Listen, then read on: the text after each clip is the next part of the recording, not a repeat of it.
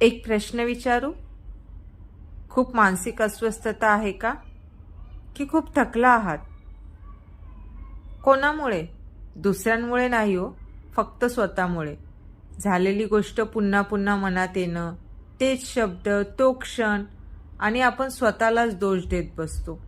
मी वेगळं वागायला हवं होतं, मी शांत राहायला हवं होतं, पण त्या क्षणी आपल्याला जे जमत होतं तेच आपण केलं ना. बुद्ध म्हणतात, करुणा फक्त इतरांसाठी नाही, तर ती स्वतःसाठीही आहे.